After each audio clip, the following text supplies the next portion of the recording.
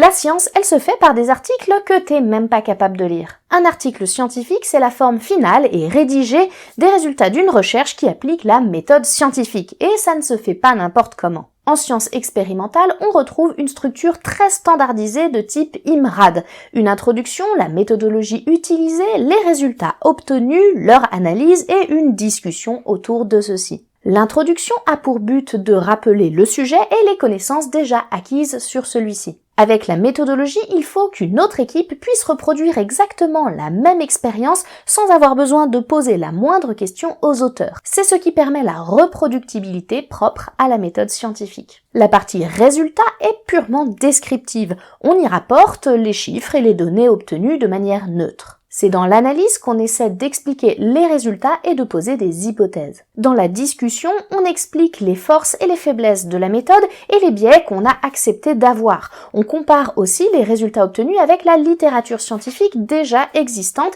et on essaie d'expliquer les éventuelles différences. Enfin, on imagine comment ces résultats pourraient être utilisés et quelles questions ont été soulevées. En sciences humaines et sociales, et en droit, les articles sont assez différents. Les chercheurs sont libres de présenter leurs recherches comme ils le souhaitent, notamment puisqu'il n'y a pas une méthode unifiée et unique, même par discipline, mais en plus le format article n'est pas le seul format de publication de la recherche dans ces domaines. La recherche avance aussi par le biais des monographies, et même des manuels, au moins pour le droit. Ainsi, la recherche avance par l'écriture de livres. D'ailleurs, en sociologie, ces ouvrages sont très souvent écrits aussi bien à destination des autres chercheurs que du grand public. Mais ce n'est pas tout, une fois notre article rédigé, il faut le publier. Et ça, c'est une autre paire de manches, la suite juste ici.